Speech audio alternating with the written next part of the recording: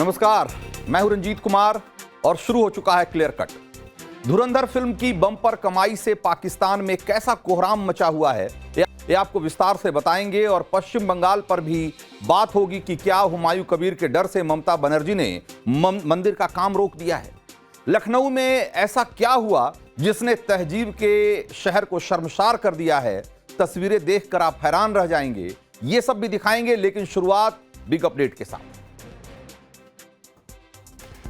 जयपुर के चौमू में पत्थरबाजी को लेकर पुलिस की बड़ी कार्रवाई हुई है। महिलाओं समेत आरोपियों को हिरासत में ले लिया गया है। विवाद धार्मिक स्थल के पास पत्थर हटाने से शुरू हुआ था, जिसके बाद भीड़ ने पुलिस पर पथराव कर दिया था, जिसमें 6 पुलिसकर्मियों को चोटें आई थी। फिलहाल चौमू कस्बे में 24 घंटे के लिए इंटरनेट बंद कर दिया गया है। जिस जगह पत्थरबाजी हुई वहां फ्लैग मार्च निकाला गया। बांग्लादेश में हिंदू युवक दीपू चंद्र दास की हत्या को लेकर एक्ट्रेस जानवी कपूर ने एक कड़ी प्रतिक्रिया दी है और इसे नरसंहार बताया है। जानवी ने इंस्टाग्राम स्टोरी में दीपू चंद्र दास टाइटल के साथ एक नोट पोस्ट किया है, जिसमें लिखा है कि बांग्लादेश में जो हो रहा है वो बर्बरतापूर्ण है और ये पाखंड हमें तबाह कर देगा। एक्ट्रेस जया प्रदा ने हिंदुओं की सुरक्षा की मांग की। कनाडा में एक और भारतीय की हत्या कर दी गई है। टोरंटो यूनिवर्सिटी के कैंपस के पास 20 वर्षीय भारतीय स्टूडेंट की गोली मारकर हत्या कर दी गई।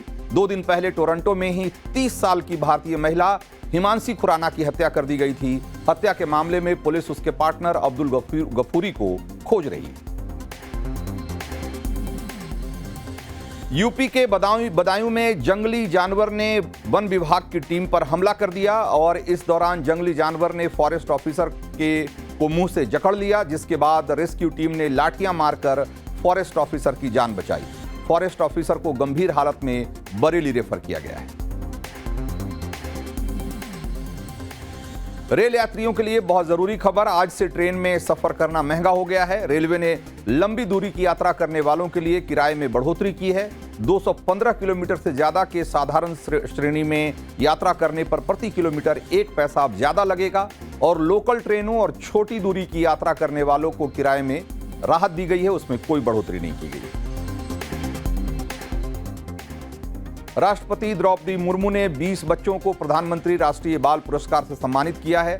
2 बच्चों को मरणोपरांत पुरस्कार दिया गया। ऑपरेशन सिंदूर में सेना की मदद करने वाले 10 साल के श्रवण सिंह और 14 साल के क्रिकेटर वैभव सूर्यवंशी को भी भारतीय राष्ट्रीय बाल पुरस्कार से सम्मानित किया गया। इस मौके पर पीएम मोदी ने कहा कि जेन जी और जेन अल्फा हमें विकसित भारत के लक्ष्य तक ले जाएंगे।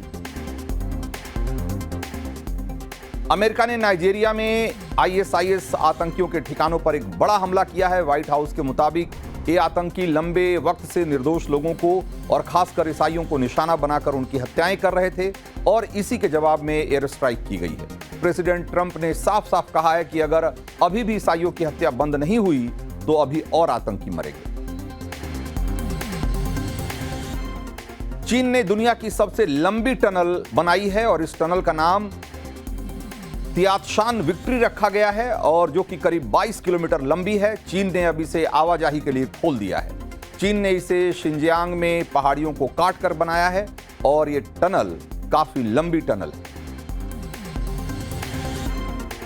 पुणे में पुलिस ने शराब के अवैध कारोबार का भांडाफोड़ किया है। इस दौरान 1 करोड़ से ज्यादा कैश और शराब की बोतलें बरामद की गई है और इस मामले में 3 लोगों को गिरफ्तार किया गया है। पुलिस ने अवैध शराब कारोबारी के घर पर छापा मारा तो नोटों के बंडल देखकर वो हैरान रह गए।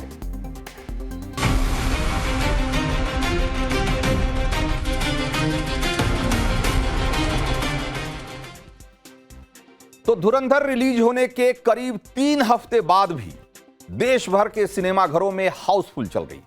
बहुत सारे लोग तो इसे बार बार देखने के लिए सिनेमाघर जा रहे हैं और जिस रफ्तार से अब भी इस फिल्म की कमाई बढ़ रही है, हो सकता है कि अगले कुछ दिनों में अभी और कई रिकॉर्ड ध्वस्त हो जाएं। और ये बात पड़ोसी मुल्क पाकिस्तान को हैरान भी कर रही है और परेशान भी। वैसे तो पाकिस्तान में धुरंधर बैन है, लेकिन बहुत सारे पाकिस्तानी ऐसे भी हैं जो अब फिल्म की कमाई से उम्मीद लगाए बैठे हैं। कैसे आपको आगे दिखाएंगे, लेकिन पहले जरा ये देखिए कि कैसे कमाई के मोर्चे पर धुरंधर ने धुआं धुआं कर रखा है।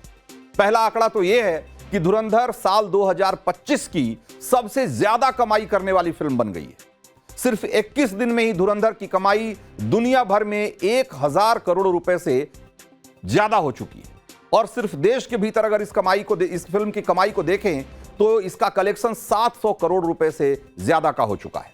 2025 में कांतारा चैप्टर 1 इसने दुनिया भर में करीब 850 करोड़ की कमाई की थी और यह फिल्म अब उससे ज्यादा आगे बढ़ चुकी है। धुरंधर की कमाई उससे ज्यादा हो गई है। कि ये जो धुरंधर की कामयाबी है वो कितनी शानदार और कितनी बड़ी है।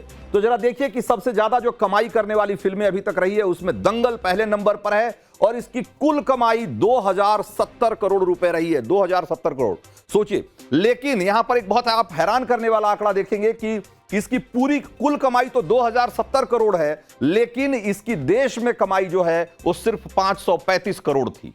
और बाकी की सारी कमाई या तो फिल्मों के राइट्स से मिले या जो वर्ल्ड वाइड, जैसे कि चीन में यह फिल्म बहुत ज्यादा पॉपुलर हुई थी और वहां बहुत जबरदस्त कमाई की थी इस फिल्म ने।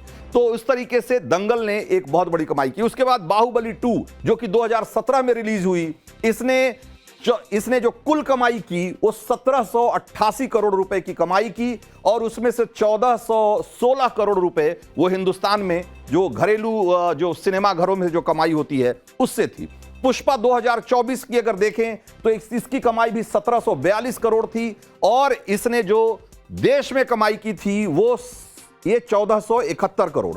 यानी कि दुनिया में बहुत ज्यादा तो कमाई नहीं कर पाई, लेकिन देश में खास करके बाहुबली 2 और पुष्पा 2 ने धूम मचा दी थी और वो उसकी कमाई में भी दिख रहा है।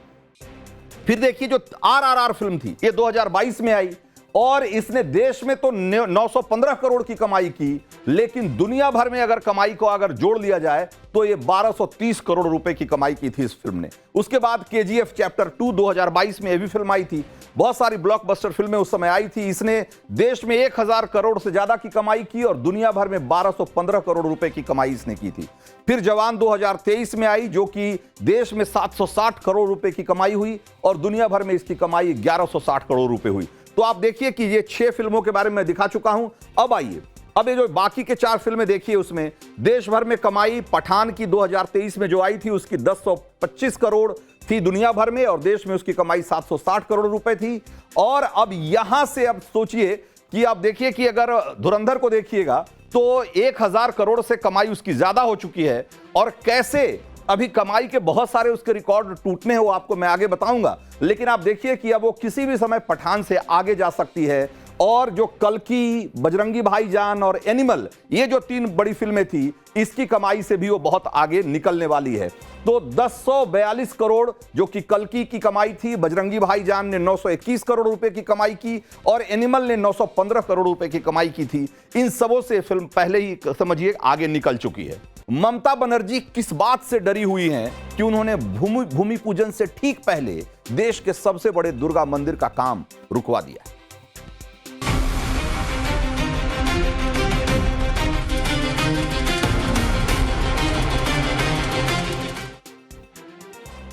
तो ममता बनर्जी को पश्चिम बंगाल चुनाव में मुस्लिम वोट बैंक बिखरने का डर सताने लगा है। बंगाल में बाबरी मस्जिद की नींव रखने वाले हुमायूं कबीर की एक धमकी भी दीदी आखिर क्यों नहीं झेल पाई, ये वो सवाल है जो उद्घाटन से 3 दिन पहले दुर्गा आंगन का काम रोक दिए जाने के बाद उठ खड़ा हुआ है। दुर्गा आंगन ममता बनर्जी सरकार का वो प्रोजेक्ट है जिसे टीएमसी देश में मां दुर्गा का सबसे बड़ा मंदिर परिसर कह रही थी। ममता दीदी ने इसे बीजेपी के हिंदू वोट बैंक पॉलिटिक्स की काट के तौर पर लॉन्च किया था। इसे जोर शोर से मां दुर्गा के प्रति बंगाली मानुष की आस्था का साकार रूप कहकर प्रचारित किया था। दुर्गा आंगन को सीधे सीधे बंगाली अस्मिता से जोड़कर पेश किया था। और इसी 29 दिसंबर को कोलकाता के न्यू टाउन इलाके में दुर्गा आंगन की नींव रखने की तैयारी हो रही थी। टीएमसी वहां ममता बनर्जी की बड़ी सभा की तैयारी जोर शोर से कर रही थी। पंडाल का फ्रेम बनकर तैयार हो गया था, कई लग्जरी टेंट लग गए थे। लेकिन जब नवभारत के संवाददाता अभिषेक राज वहां तैयारियों का जायजा लेने पहुंचे तो एक अलग ही चौंकाने वाली कहानी खुलकर सामने आ गई। देखिए जरा। पश्चिम बंगाल के कोलकाता के न्यू टाउन में दुर्गा मंदिर के लिए प्रस्तावित जमीन दिया गया था। ये वो जमीन है, आपको नजर आएगा। और इसी जमीन के ऊपर बताया जा रहा है कई एकड़ में जो प्रस्तावित दुर्गा मंदिर है, दुर्गा आंगन है, उसको बनना है। और यहाँ बाकायदा यहाँ पर हिडको का बोर्ड भी लगा है। कई एकड़ में फैला हुआ ये जमीन है और काफी बड़ा ये लैंड है। दादा, दुर्गा मंदिर यहीं पे बनना है? हाँ, यहीं पे तैयारी हो रही है? हाँ, वही तो उधर होता था, बंद हो गया। और अभी दुर्गा आंगन बन रहा है यहाँ बहुत बड़ा। वही तो होता था, बंद हो गया। अब बंद हो गया? हाँ, क्यों? तो मालूम नहीं है। कोई दिक्कत परेशानी थी लोगों को यहाँ पे? वो तो मालूम नहीं, हम जानता नहीं है। लेकिन काम यहीं पे हो रहा था। हाँ, इधर ही होता था। तो यहाँ पे किसी को परेशानी तो नहीं है दुर्गा मंदिर बनने से? नहीं, कोई परेशानी नहीं। देखिए, कोई परेशानी नहीं है, लोग बता रहे हैं। और बड़ी संख्या है लोगों की। अच्छा, आप लोग भी यहाँ पे हैं क्या? दुर्गा मंदिर यहाँ बन रहा है, क्या तैयारियां हो रही हैं यहाँ पे? सुना था एक बोर्ड लगा हुआ था दुर्गांगन का, फिर वो तो खोल दिया, नया बोर्ड लगा दिया। यही बस, काम भी बंद हो गया। कोई दिक्कत परेशानी लोगों को आसपास लोगों का कोई दिक्कत परेशानी नहीं है। दुर्गा मंदिर से लोग खुश हैं यहाँ पे अगर बन रहा था तो? हम तो हिंदू है, दुर्गा आंगन दुर्गा मंदिर बनेगा तो अच्छा ही होता, लेकिन बंद हो गया। क्यों बंद हुआ, क्यों हुआ, किसी को मालूम नहीं है। मालूम नहीं। अच्छा, ये हुमायूं कबीर को जानते होंगे आप लोग। हुमायूं कबीर ने कहा है कि अगर यहाँ दुर्गा मंदिर बनेगा तो हम सड़क पे उतरेंगे, प्रदर्शन करेंगे। वो उसका बात है, हम लोग वो उसका बात है, वो सब ड्रामा है, वो सब ड्रामा बस। कमजोर है, वो नहीं कुछ कर सकता। जो करेगा हुमायूं कबीर करेगा या ममता करेगी, और कौन करेगा? अब तो इस पूरी बातचीत के आखिर में बुजुर्ग सरदार जी ने जो बात कही, जरा उस पर गौर करिए, उनके शब्दों पे गौर करिए। उन्होंने कहा कि यहां का हिंदू कमजोर है, वो कुछ नहीं कर सकता, जो करेगा हुमायूं कबीर ही करेगा या ममता करेगी, और कौन करेगा। मौके पर मौजूद लोग ये सुनकर चुप रह गए, किसी ने विरोध में कुछ नहीं कहा। न्यू टाउन के लोग भले मुंह खोलने से बच रहे हैं, डर रहे हैं, लेकिन सवाल यह है कि ममता बनर्जी और उनकी पार्टी ने इस पर क्यों चुप्पी साध रखी है। वो क्यों नहीं बता रही कि न्यू टाउन की जिस जमीन पर दुर्गा आंगन बनाने का ऐलान धूमधाम से किया गया था, दुर्गा मंदिर अब वहां बनेगा कि नहीं बनेगा। 29 दिसंबर को जहां दुर्गा आंगन की नींव रखी जानी थी, 3 दिन पहले वहां चुपके से काम बंद कर दिया गया। क्यों बंद कर दिया गया? इस सवाल का जवाब लोग हुमायूं कबीर की धमकी में देख रहे हैं। हुमायूं ने कल अल्टीमेटम दिया था और कहा था कि कोलकाता के न्यू टाउन में दुर्गा आंगन की बुनियाद रखी गई तो विरोध में सड़क पर उतर जाएंगे, पूरा मुस्लिम समाज सड़क पर उतर जाएगा। मेरा जो पार्टी बनाया नया जेयूसी जनता उन्नयन पार्टी, इनको वो हिडको को खिलाफ में जाऊंगी। हिडको जो पैसा हुआ डालेगी, सरकार का पैसा हुआ लगाएगी, तो उनको खिलाफ में ही जोरदार डेपुटेशन भी दूंगी, प्रोटेस्ट भी करूंगी।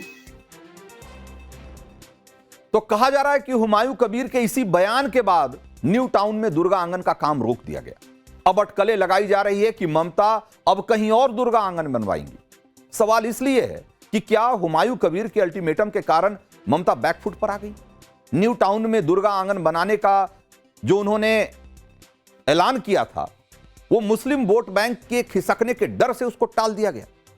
इसकी इनसाइड स्टोरी क्या है वो आगे आपको मैं बताऊंगा, लेकिन पहले जान लीजिए कि ममता बनर्जी ने दुर्गा आंगन प्रोजेक्ट का ऐलान किया क्यों था और इसके पीछे क्या बातें कही जा रही थी। तो इसी साल 21 जुलाई को कोलकाता के धर्मतला में टीएमसी ने शहीद दिवस पर एक बहुत बड़ी रैली की थी और उसी रैली में ममता बनर्जी ने ऐलान किया था कि वो देश का जो सबसे बड़ा दुर्गा मंदिर है वो कोलकाता में बनाएंगी और दुर्गा आंगन के नाम से।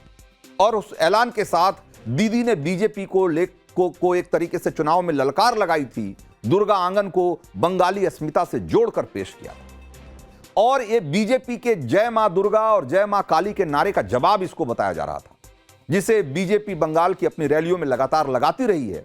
और माना जा रहा था कि जय मां दुर्गा जय मां काली के नारे के साथ हिंदुत्व की राजनीति से बंगाली हिंदुओं का झुकाव बीजेपी की तरफ बढ़ रहा था। ममता दीदी को जब इसका एहसास हुआ तो उसकी काट के लिए उन्होंने सॉफ्ट हिंदुत्व की राजनीति शुरू की। पहले दीघा में भव्य जगन्नाथ मंदिर के निर्माण का ऐलान किया और फिर उसी तर्ज पर दुर्गा आंगन का ऐलान किया। अभी अपनी नई नई पार्टी बना चुके हुमायूं कबीर तब ममता बनर्जी के सिपाहसालार हुआ करते थे। हुमायूं ने तब कोई आपत्ति नहीं जताई, कोई सवाल नहीं उठाया, लेकिन बाबरी मस्जिद की राजनीति को हवा देने के बाद हुमायूं कबीर के बोल बदल चुके। 135 सीट में मैं उम्मीदवार खड़ा करेंगे, समझे? इनको खिलाफ भी लड़ेगी, बीजेपी को खिलाफ भी मैं लड़ेंगी, जो करना कर लीजिए। तो हुमायूं अब ममता के सामने ताल ठोक रहे हैं। दुर्गा आंगन की नींव रखने के हफ्ते भर पहले हुमायूं ने 22 दिसंबर को नई पार्टी लॉन्च कर दी। बंगाल की 30% मुस्लिम वोट बैंक पर दावा ठोक दिया, ओवैसी के साथ चुनावी गठबंधन का ऐलान कर दिया और फुरफुरा शरीफ के मौलाना अब्बास सिद्दीकी की पार्टी से गठजोड़ की तैयारी भी कर ली। मौलाना अब्बास सिद्दीकी भी ममता बनर्जी के लिए मुस्लिम वोट बैंक की गारंटी हुआ करते थे कभी, लेकिन पिछले चुनाव में उन्होंने हुमायूं की तरह अपनी नई पार्टी बना ली और ममता बनर्जी को अब ओवैसी से भी खतरा लगने लगा है।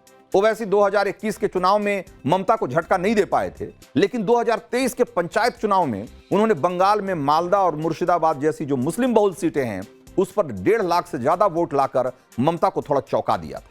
और इस बार वो बंगाल की सभी सीटों पर चुनाव लड़ने की तैयारी कर रहे हैं, ऐसा कहा जा रहा है।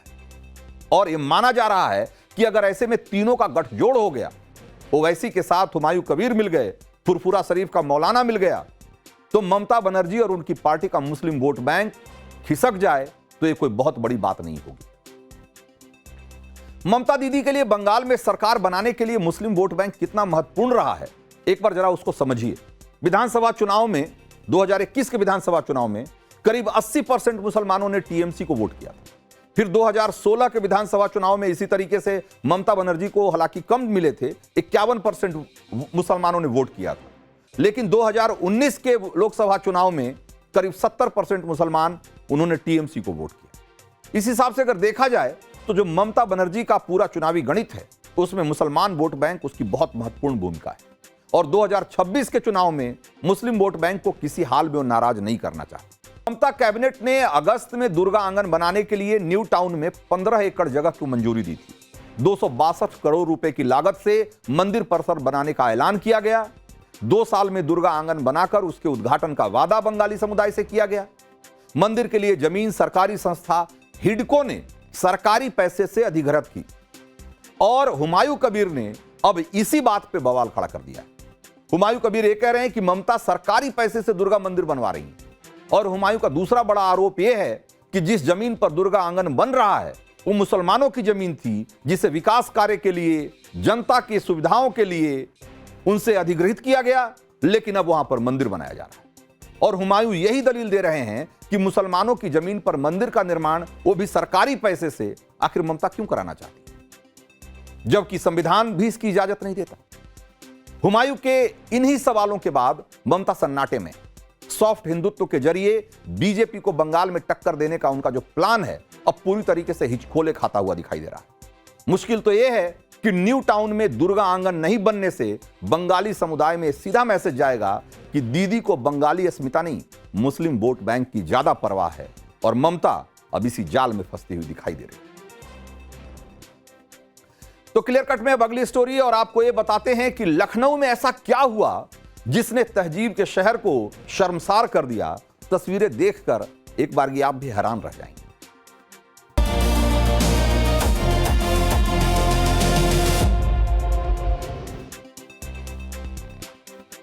तो अब हम बात करते हैं हम भारत के लोगों की।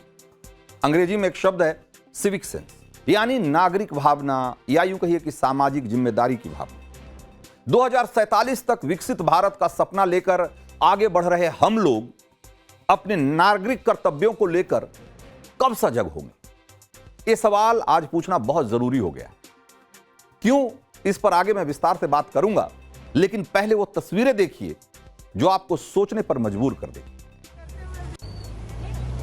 तो सरेआम खुलेआम गमला चोरी की जो तस्वीरें हैं ये उस लखनऊ की है जिसे तहजीब का शहर कहा जाता है। और उस शहर की हालत यह है कि लोग सार्वजनिक जगह पर लगाए गए गमले उठा उठाकर भाग रहे हैं। कल लखनऊ में राष्ट्र प्रेरणा स्थल का उद्घाटन हुआ था। प्रधानमंत्री नरेंद्र मोदी ने इसका उद्घाटन किया था, लेकिन प्रधानमंत्री के जाने के बाद ही जैसे ही शाम ढली लोग यहां की सजावट में लगाए गए गमले उठा उठा कर निकलने लगे, भागने लगे। कार, स्कूटर, रिक्शा, यहां तक कि छोटे छोटे मोटे ट्रक जिसको जैसे बना गमले चुरा कर निकलते बने। अब जरा आगे हम आपको दिखाते हैं। एक भाई साहब वो गमले चुराने के लिए बाकायदा स्कूटी लेकर आए, कई गमले चुरा भी चुके थे, रख चुके थे, लेकिन जब कैमरा दिखा तो पका गए। और अब जरा एक मोहतरमा को दिखाता हूं। ये तो घने कोहरे के बावजूद बैटरी रिक्शा लेकर चोरी करने पहुंची थी। खुद तो चुराया ही, अपनी बेटी को भी गमले उठाने भेज दी। कुछ गमले इन्होंने रिक्शा पर रख भी लिया था, लेकिन तभी नवभारत का कैमरा सामने आ गया। फिर कैसी कैसी दलीलें शुरू हुई, एक बार वो भी सुनिए। अभी देखिए सब उठा रहे थे तो गमला लेके कहाँ जा रही हो? चुरा के ले जा रहे हो तो गमला लोग चुरा के ले जा रहे हैं। नहीं हाँ? ये देखिए गमला, आपने गमला नहीं चुराया नहीं। देखिए नहीं चुराया नहीं। मेरी बात सुनिए, अभी देखिए सब उठा रहे थे तो मैंने भी बिटिया से कहा, सब उठा रहे थे, पीछे वाले सब उठा के ले गए। अच्छा। और देखिए कितने पड़े हैं सब निकाल के। तो ये क्यों ले जाते हैं आप लोग? अरे ये गमले चुरा रहे, हमें अच्छे लग रहे थे ये पूरे। तो उठा ले जाएंगे आप लोग, सजाया हुआ नहीं तो अच्छी बात, सजा हम तो कह सजा रहे हैं, आपका जाए ना। तो आपने तो उठा लिया, रख लिया इसको अरे गाड़ी तो में। हमने इसलिए रखा कि सब रख रहे, तो हमने भी, मेरी बेटी नहीं है, हमने कहा दो हमें अच्छे लग रहे हैं। तो सब चुराएंगे तो आप भी चुरा लेंगे? नहीं हम नहीं चुराए, चुराने की बात है, इसलिए हमने आपसे झूठ तो नहीं कहा। हमने ये कहा कि हमें अच्छे लगे। गजब की दलील है भाई। और ऐसे एक दो किस्से नहीं है, बच्चों से लेकर महिलाएं तक, बुजुर्ग तक, सब में जैसे होड़ मची हुई थी गमला चोरी करने की। कोई किसी से पीछे नहीं रहना चाहता था। सरकार ने 30,000 गमले लगाए थे और आप यकीन करेंगे रात भर में ही 15,000 गमले लोग चुरा के लेके चले गए। हालांकि ऐसे तमाम गमला चोरों की तस्वीरें सोशल मीडिया पर वायरल हो रही है और उन्हें निश्चित रूप से अपने किए पर शर्मिंदगी हो रही होगी। लेकिन सवाल यह है कि आखिर शहर के सार्वजनिक जगहों पर जो लगी हुई चीजें हैं उनको चुरा कर ले जाने वालों की मानसिकता क्या होती है? क्या हम अपने शहर को अपना हिस्सा नहीं मानते? साफ सुथरा, सजा सवरा शहर क्या हमें अच्छा नहीं लगता? ऐसा क्यों है कि बहुत सारे लोग अपने परिवार और अपने घर से आगे की सोच ही नहीं पाते? जाहिर है कि जो लोग गमले चुरा कर ले जा रहे हैं वो उससे अपना घर सजाएंगे, अपनी बालकनी और आंगन सजाने की मंशा रखते हैं, जैसा कि इस महिला ने कहा कि मुझे अच्छे लगे तो मैंने रख लिए। लेकिन क्या यह शहर उनका नहीं है? उनका घर उनका है, लेकिन क्या शहर उनका नहीं है? और ऐसा नहीं है कि इस काम को सिर्फ वही लोग कर रहे हैं जो किसी अभाव में जी रहे हैं। यह अभाव कम और स्वभाव का मामला ज्यादा है। आपको एक तस्वीर याद होगी जब गुरुग्राम में लग्जरी कार से गमला चोरी करने की तस्वीर सामने आई थी। G20 समिट के दौरान गुरुग्राम को फूलों से इसी तरीके से सजाया गया था और तब ये जनाब जिसकी तस्वीरें आप देख रहे हैं 40 लाख की कार लेकर गमला चोरी करने आए थे और पकड़े गए। तो ऐसा नहीं है कि ये एक शहर या एक राज्य का किस्सा है। देश के अलग अलग जगहों से ऐसी तस्वीरें आती रहती और वो इसलिए आती है कि हमारे भीतर अपने देश, अपने समाज, अपने शहर, उसके प्रति जिम्मेदारी का बोध का अभाव है। और ये सिर्फ सार्वजनिक चीजों की चोरी तक सीमित नहीं है। साफ सफाई से लेकर ट्रैफिक नियमों के पालन करने तक के तमाम मोर्चे पर हम भारतीय कई बार अपनी जिम्मेदारी निभाने से चूक जाते हैं। और अब आपको एक तस्वीर दिखाते हैं चीन की, जो पिछले दिनों खूब वायरल भी हो रहा। चीन के मेट्रो में छोटा सा बच्चा गलती से कोल्ड ड्रिंक गिरा देता है, फिर चुपचाप बैग से टिश्यू निकालता है, खुद ही साफ कर देता है।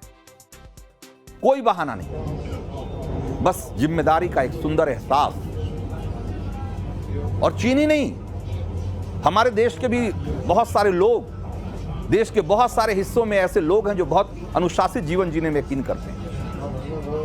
अभी आपको देखिए दूसरी तस्वीर हमने आपको दिखाई, पुणे का वीडियो, और भी हफ्ते भर पहले की तस्वीर है। यह भी सोशल मीडिया पर खूब वायरल हो रहा है, जिसमें एक विदेशी शख्स फुटपाथ पर खड़े होकर बाइक चलाने वालों को रोक रोक कर सड़क पर चलने के लिए कह रहा है। और पुणे ही नहीं, देश के कई शहरों में आपको फुटपाथ पर लोग टू व्हीलर चलाते हुए दिख रहे हैं। देखिए जरा भाई, ये विदेशी आदमी है, लेकिन इसको ये बात बर्दाश्त नहीं हुई कि सड़क होने के बावजूद लोग फुटपाथ पर बाइक से क्यों चल रहे हैं? पैदल चलने वाली जो जगह है उस पर बाइक लेकर क्यों घुस जा रहे हैं? और दूसरे देश में होने के बावजूद वो सामने आ खड़ा हुआ कि नहीं, आप फुटपाथ पर बाइक नहीं चला सकते। ये इस तरह का जिम्मेदारी का बोध। आमतौर पर शहर के लोग सरकार से क्या उम्मीद करते हैं? विकास हो, अच्छी सड़कें हों, कूड़ा कचरा का अच्छा प्रबंधन हो। लेकिन ऐसा लगता है कि कई लोगों को यह विकास हजम ही नहीं होता। हां, कुछ लोग ऐसे जरूर होते हैं जो अपने बर्ताव से हमें रास्ता दिखाने की कोशिश करते हैं, और इन्हीं में से एक नाम है चंडीगढ़ के इंद्रजीत सिंह सिद्धू का। पंजाब पुलिस से रिटायर्ड डीआईजी इंद्रजीत सिंह सिद्धू 88 साल की उम्र हो चुकी है उनकी। 88 साल। और क्या सर्दी, गर्मी, बरसात, कोई फर्क नहीं पड़ता। इस उम्र में भी वो आदमी रोज सुबह सुबह अपने सेक्टर 49 की सड़कों पर निकलता है। अपने इलाके में जो भी कूड़ा कचरा उसको दिखता है खुद अपने हाथों से इसी तरीके से जमा करता है और कूड़ेदान में डालता है। सर्दी हो या गर्मी हो, यह रूटीन टूटता नहीं, और इसके पीछे मकसद अपने शहर को साफ सुथरा रखना है। आखिर शहर सबका है, पहल सभी को करनी होगी, वरना लखनऊ जैसी तस्वीरें आते रहेंगी और देश शर्मसार होता रहेगा। तो अब आगे बढ़ते हैं और आपको दिखाते हैं एक अलर्ट करने वाली खबर, और ये कि अगर आप न्यू ईयर सेलिब्रेशन के लिए पहाड़ों में जाने की सोच रहे हैं तो क्यों आपको सतर्क होने की जरूरत है। तो क्रिसमस के साथ ही न्यू ईयर सेलिब्रेशन का खुमार शुरू हो चुका है और लोग तैयारियों में जुटे हुए हैं कि कहां नए साल का जश्न मनाया जाए। अगर आप पहाड़ों पर न्यू ईयर सेलिब्रेशन के लिए जाना चाह रहे हैं, हिमाचल आपका डेस्टिनेशन है। आपने शिमला, मनाली, धर्मशाला, कसौली, चायल, खजियार, मैक्लियोडगंज, डलहौजी, ऐसे तमाम जगहों पे जाने का कोई प्लान बना रखा है तो आपको यह खबर जरूर देखनी चाहिए। दरअसल क्रिसमस के बाद से हिमाचल में सैलानियों का रेला लगा हुआ है, रेला पहुंच रहा है। ऐसा रेला कि हिमाचल का दम फूलने लगा। तस्वीरें आपको दिखा रहे हैं। शिमला, मनाली में अंदर शहर में ट्रैफिक पहले से ही रेंग रहा था और अब वहां इतनी बड़ी संख्या में सैलानी पहुंचने लगे। वहां जाने वाले रास्ते, हाईवे, सब जगह जबरदस्त ट्रैफिक जाम लगा हुआ। आपको अभी से थोड़ी देर पहले की तस्वीर हम आपको दिखाते हैं। देखिए कि कैसे शिमला मनाली के रास्ते पर कैसे गाड़ियां रेंग रही। इस शिमला कालका हाईवे की तरफ जाने वाला रास्ता है। वहां जाने वाले लोग ही नहीं, वहां से लौटने वाले लोगों का भी दम इस जाम में फूल रहा है। नवभारत संवाददाता पूनम शर्मा ने एक रिपोर्ट भेजी है, जरा देखिए। न्यू ईयर सेलिब्रेशन के लिए भारी संख्या में पर्यटक जो है हिमाचल का रुख कर रहे हैं और हिमाचल के प्रमुख पर्यटक स्थल जैसे शिमला, कुल्लू मनाली, नालदेहरा और कुफरी का रुख कर रहे हैं। आपको दिखा देती हूँ, इस वक्त मैं नेशनल हाईवे 5 पर हूँ और आप देख सकते हैं किस तरह जो है गाड़ियाँ जो है रेंग रेंग कर चलने के लिए मजबूर है, क्योंकि भारी संख्या में टूरिस्ट जो है वो हिमाचल का रुख कर रहे हैं। हिमाचल के प्रमुख पर्यटक स्थल जो है शिमला, नालदेहरा, कुफरी की ओर रुख कर रहे हैं और आप देख सकते हैं किस तरह जो है गाड़ियाँ रेंग रेंग कर चलने के लिए मजबूर हैं। आप देख सकते हैं जहाँ तक आपकी नजर जाएगी गाड़ियां ही गाड़ियां आपको नजर आएगी। तो क्लियर कट में आज इतना ही। मुझे दीजिए इजाजत।